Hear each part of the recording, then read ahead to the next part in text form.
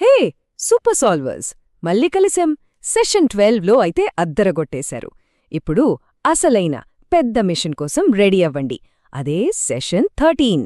Machine start చేసే ముందు ఒక చిన్న చెక్ పాయింట్ గుర్తుందా? సెషన్ 12లో మనం ఒక యూజర్ రీసెర్చ్ హోంవర్క్ ఇచ్చాం కదా. మన ఫస్ట్ టాస్క్ ఏంటంటే టీమ్స్ అన్నీ ఆ రీసెర్చ్తో రెడీగా ఉన్నాయో లేదో చెక్ చేయడమే. ఒకవేళ ఎవరైనా హోంవర్క్ మర్చిపోతే అయ్యో ఏమైంది? అస్సలు టెన్షన్ పడద్దు. ఎందుకంటే ఏలియన్స్ వచ్చినా ఇంకేం జరిగినా మన మిషన్ కంట్రోల్ దగ్గర ఒక సూపర్ కూల్ బ్యాకప్ ప్లాన్ రెడీగా ఉంది. సో ఏ టీం కూడా వెనకబడిపోదు. అందరూ ఈ మిషన్లో పార్టిసిపేట్ చేస్తారు. ఆ బ్యాకప్ ప్లాన్ ఏంటో తెలుసా? ఇదిగో ఇదే. ఎవరైతే హోంవర్క్ చేయలేదో ఆ టీమ్స్ వెంటనే వాళ్ల బుక్లెట్లో ఈ పేజ్ ఓపెన్ చేయాలి. చూసారా, ఇక్కడ 2 క్యూఆర్ కోడ్స్ ఉన్నాయి. ఒకటి ట్రాఫిక్ పోలీస్ గారి ఇంటర్వ్యూ, ఇంకోటి ఒక రోజువారీ కూలీ ఇంటర్వ్యూ. వాళ్ల యూజర్ రీసెర్చ్కి ఈ ఆడియోలే ఆధారం అన్నమాట. ఈ క్యూఆర్ కోడ్స్ మన సీక్రెట్ వెపన్ లాంటివి. ఏ టీమైనా సరే వీటితో వెంటనే యాక్షన్లోకొచ్చేస్తుంది. వీటిని స్కాన్ చేయడానికి మీ టీచర్ హెల్ప్ తీసుకోండి. ఆ ఇంటర్వ్యూలను వాళ్లకి వినిపించండి. అంతే, ప్రాబ్లం సాల్వ్డ్. సూపర్! ఇప్పుడు అందరూ మిషన్కు రెడీగా ఉన్నారన్నమాట. అయితే ఈ సెషన్ 13లో మనం 2 పెద్ద, చాలా ఇంపార్టెంట్ మిషన్స్ కంప్లీట్ చేయబోతున్నాం. రెడీనా? మన మిషన్స్ ఏంటంటే, ఫస్ట్ మిషన్ 2 సమస్యలను గుర్తించడం, తర్వాత మిషన్ 3 పరిష్కారాన్ని ఆలోచించడం. సింపుల్గా చెప్పాలంటే ముందు మనం ప్రాబ్లం డిటెక్టివ్స్ అవుతాం, ఆ తర్వాత ఐడియా సూపర్ స్టార్స్ అవుతాం. రైట్ లీడర్స్, ఇంక మనం మొదటి మిషన్లోకి దూకేద్దాం. అదే మిషన్ 2. ఈ మిషన్లో మనందరం ప్రాబ్లం డిటెక్టివ్స్గా మారబోతున్నాం. మీ డిటెక్టివ్ టోపీలు, భూతద్దాలు రెడీ చేసుకోండి. సో మిషన్ 2లో మన గోల్ చాలా సింపుల్. టీమ్స్ చేసిన యూజర్ రీసెర్చ్ ఉంది కదా, దాన్ని ఉపయోగించి వాళ్ళ యూజర్ ఫేస్ చేస్తున్న అతి పెద్ద ప్రాబ్లంని కనిపెట్టాలి. ఆ ఒక్క ప్రాబ్లంని పట్టుకోవాలి. దానిమీదే మనం ఫోకస్ చేయబోతున్నాం. ఫోకస్ చేయగలగాలి అంటే ఫస్ట్ మనం యూజర్తో ఎంపథైజ్ చేయాలి. ప్రాబ్లమ్స్ డిటెక్ట్ చేసే ముందు మనం ఎప్పుడు కూడా మనం సెలెక్ట్ చేసుకున్న యూజర్ని అర్థం చేసుకోవడానికి ఇంకొంచెం ప్రయత్నం చేయాలి. సో ఈ పేజ్లోని మీరు మీ అబ్జర్వేషన్స్, ఇంటర్వ్యూస్ ఇవన్నీ కూడా మీ టీమ్మేట్స్తో షేర్ చేసుకోవాలి. ఆ షేర్ చేసుకోవడానికే ఈ టేబుల్ ఇచ్చాము. ఒకవేళ 3 మెంబర్స్ కన్నా ఎక్కువ ఉంటే ఆ మెంబర్ది థర్డ్ మెంబర్ది డివైడ్ చేసి రాయండి. సో 3 క్వశ్చన్స్ ఉన్నాయి. ఈ 3 క్వశ్చన్స్ మీరు ఫిల్ చేయాలి. 1 టాస్క్ ఐ అబ్జర్వ్డ్ అంటే మీరు ఎవరికైతే హెల్ప్ చేయాలనుకుంటున్నారో వాళ్ళు ఒక కష్టమైన పని ఏదో చేసి ఉంటారు. అది ఏ పని, తర్వాత వాళ్ళు చేస్తున్నప్పుడు వాళ్ళకి ఎక్కడ హెల్ప్ కావాల్సి వచ్చింది అని చెప్పారు మీకు ఇంటర్వ్యూ చేస్తున్నప్పుడు. ఇంకొకటి ఏమైనా మీరు నోటీస్ చేసింది, మీరు గమనించింది ఈ ఇంటర్వ్యూ కానీ అబ్జర్వేషన్ కానీ అది చేస్తున్నప్పుడు మీకు అనిపించింది రాయాలి. సో ఈ 3 థింగ్స్ ఫిల్ చేయాలి ప్రతి మెంబర్. ఎంపథైజ్ డీపర్ అంటే ఏంటంటే మీరు వాళ్ళ టాస్కులు చేస్తున్నప్పుడు వాళ్ళ మనసులోని, వాళ్ళ మైండ్లోని ఏం నడుస్తోంది అని చెప్పి ఒక్క నిమిషం ఆలోచించండి. ఇమీడియట్గా ఇది ప్రాబ్లం అని కాదు. ఏ పని చేస్తే వాళ్ళు ఎక్కువగా ఇబ్బంది ఫీల్ అవుతున్నారు, ఏ పని మనం తగ్గించగలిగే ఆలోచన చేస్తే వాళ్ళకి హెల్ప్ అవుతుంది అని ఆలోచించాలి. Putting your self in others shoes అంటారు కదా, ఇదే. సో ఇది ఫిల్ చేసేసిన తర్వాత మీరు టీమ్గా ఒక యూజర్ని ఫిల్ చేయాలి. ఒకవేళ మీరు ముందే ఒకే యూజర్ సెలెక్ట్ చేశారనుకోండి సెషన్ 12లోని, అదే కంటిన్యూ చేసేయండి, నో ప్రాబ్లం. ఇప్పుడు మీరు సెలెక్ట్ చేసుకున్న యూజర్ అండ్ ప్రాబ్లమ్ని మీరు ఇంకా బాగా అర్థం చేసుకోవాలి. మనం యూజర్ని అర్థం చేసుకున్నాం, ఇప్పుడు ఆ యూజర్ ప్రాబ్లమ్ని కూడా ఇంకొంచెం డీటెయిల్డ్గా అర్థం చేసుకుందాం. స్టెప్ 1, ఆ ప్రాబ్లమ్ని మీరు క్లియర్గా డిస్క్రైబ్ చేయండి. ఆ బాక్స్ ఇచ్చాం కదా, ఆ బాక్స్లోని either you can draw or you can write, మీ ఇష్టం.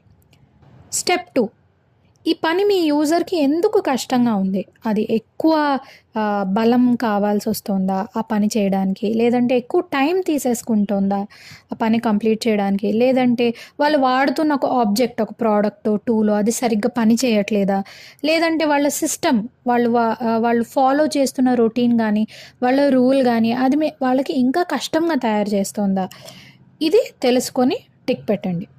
స్టెప్ 3, ఇప్పుడు మీరు మీ ప్రాబ్లమ్ని అర్థం చేసుకున్న తర్వాత అసలు అది ఒక ప్రోడక్ట్ వల్ల వస్తుందా లేదంటే ఒక సిస్టమ్ వల్ల వస్తుందా తెలుసుకోండి. ప్రోడక్ట్ అండ్ సిస్టమ్ ఆల్రెడీ మనం పాత యూనిట్స్లో చదువుకున్నాం. ఒకవేళ మీ టీమ్మేట్స్కి గుర్తు లేకపోతే మీరు రివైజ్ చేయించాలి. స్టెప్ 4, మీరు అసలు ఈ ప్రాబ్లమ్కి హెల్ప్ చేయగలరా? డిస్కస్ చేసుకొని మీ టీమ్మేట్స్ తోటి, ఎస్ మేము దాన్ని మార్చగలం, మేము దీనికి ఒక కొత్త ప్రోడక్ట్ తయారు చేయగలం అనిపించిందంటే ఎస్ పెట్టండి. లేదు మనం దీన్ని సాల్వ్ చేయడానికి ఒక షెడ్యూల్ కానీ, ఒక రూల్ కానీ, ఒక ప్రాసెస్ కానీ మనం తయారు చేయగలం అనిపిస్తే సెకండ్ టిక్ చేయండి. ఈ ప్రాబ్లమ్ని మేము సాల్వ్ చేయగలం, మేబీ వాళ్ళు చేస్తున్న టాస్క్ని కొంచెం సింప్లర్ చేయగలమేమో అనిపిస్తే మూడోది టిక్ చేయండి. లేదు ఇది మన చేతిలో లేదు, దీనికి చాలా డబ్బులు కావాలి, లేదంటే చాలా మనుషుల సహాయం కావాలి అని అనిపిస్తే నో పెట్టండి. కానీ నో సెలెక్ట్ చేశారంటే మళ్ళీ స్టెప్ అంతా మీరు రిపీట్ చేసి ఇంకొక ప్రాబ్లమ్ని ఎంచుకోవాలి. సో డిటెక్ట్ ప్రాబ్లమ్స్ అన్నది అయిపోయింది. హాయ్ స్టూడెంట్ లీడర్స్, ఈరోజు మనం మిషన్ 3లోని క్రియేటివ్ పార్ట్ గురించి మాట్లాడుకుందాం. అదే ది ఐడియా మిషన్. ఓకే, మీ టీమ్స్ అన్నీ మిషన్ 2లో ఒక సమస్యను కనిపెట్టేశాయి కదా? సూపర్! ఇప్పుడు ఆ సమస్యకు ఒక సూపర్ సొల్యూషన్ కనిపెట్టే టైం వచ్చింది. వాళ్లకు హెల్ప్ చేయడానికి మీరు రెడీనా? వాళ్లలో ఉన్న క్రియేటివిటీని బయటకు తీసుకొద్దాం రండి. ఇదే మిషన్ 3. ఇది ఒక 3 దశల ప్రయాణం అన్నమాట. చాలా ఐడియాల నుంచి ఒకే ఒక్క అద్భుతమైన సొల్యూషన్ను వెతికి పట్టుకోవడం. ఫస్ట్, ర్యాపిడ్ ఐడియేషన్, అంటే చాలా వేగంగా ఐడియాలను పుట్టిస్తాం. తర్వాత వచ్చిన వాటిలోంచి బెస్ట్ ఐడియాను సెలెక్ట్ చేసుకుంటాం. ఆ ఫైనల్గా ఆ ఐడియాను ఇంకాస్త స్మార్ట్గా, ఇంకా బెటర్గా తయారు చేస్తాం. సరే, రౌండ్ 1 ర్యాపిడ్ ఐడియేషన్.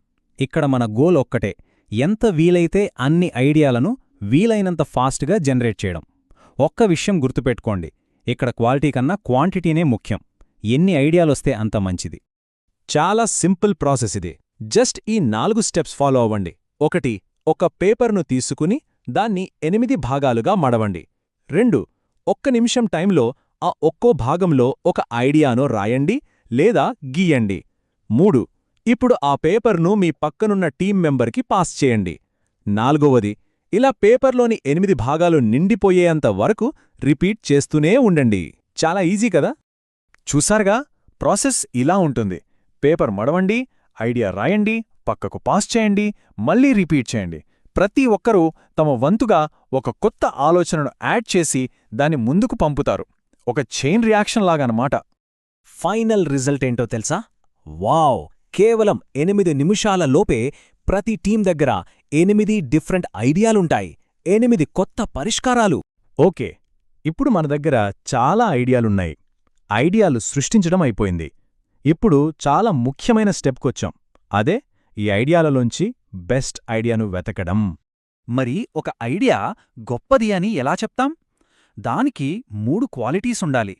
ఫస్ట్, అది హెల్ప్ఫుల్గా ఉండాలి, అంటే అది నిజంగా యూజర్ సమస్యను తీరుస్తోందా? సెకండ్, అది యునిక్గా ఉండాలి, అంటే ఇది కొత్తగా ఇంతకుముందు లేని విధంగా ఉందా? ఇంకా మూడోది, అది ప్రాక్టికల్గా ఉండాలి, అంటే దీన్ని మనం నిజంగా తయారు చేయగలమా? ఈ 3 ప్రశ్నలకు సమాధానం వెతకాలి. సరే, మరి బెస్ట్ ఐడియాను ఎలా ఫిల్టర్ చేయాలో చూద్దాం.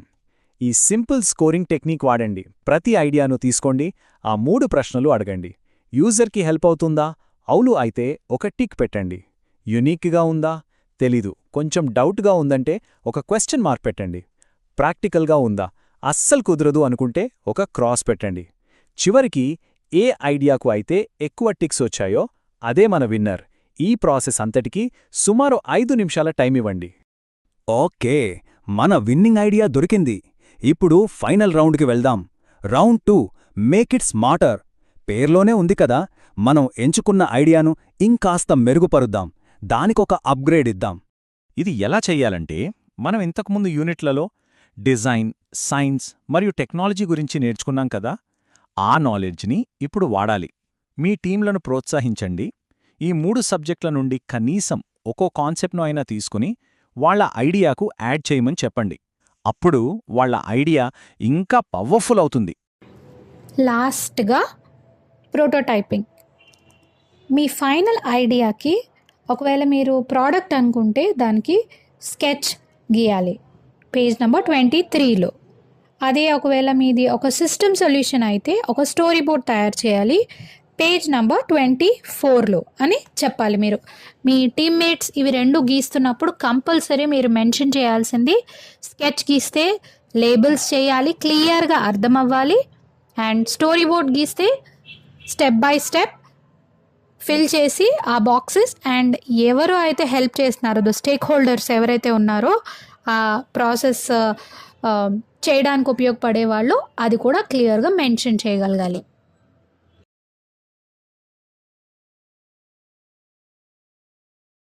బావుంది. Super solvers.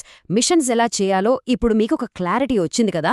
అయితే ఇప్పుడు మీ రోల్ గురించి, మీ బాధ్యత గురించి మాట్లాడుకుందాం. గుర్తుంచుకోండి, క్లాస్ రూంలో మీరే మిషన్ కంట్రోల్. ఒక లీడర్గా మీ ముఖ్యమైన పనేంటో తెలుసా? మీ టీంలో అందరూ అంటే ప్రతి ఒక్కరూ డెసిషన్స్లో పాల్గొనేలా చూడటం. బెస్ట్ ఐడియాలు ఎవరి దగ్గర్నుంచైనా రావచ్చు కదా. అందుకే అందరినీ మాట్లాడమనండి, వాళ్ళ ఐడియాలు చెప్పమనండి. అందర్నీ కలుపుకుపోవడమే కదా అసలైన లీడర్షిప్ అంటే. సూపర్ సాల్వర్స్, మీరు ఇప్పుడు కంప్లీట్గా రెడీ అయిపోయారు. మీ దగ్గర ఒక పక్కా ప్లాన్ ఉంది, మీలో ఒక గ్రేట్ లీడర్ ఉన్నారు. ఇంకేంటి, ఇది మీ టైం. క్లాస్ రూంలోకి వెళ్ళి మీ టీమ్స్కి దారి చూపించండి.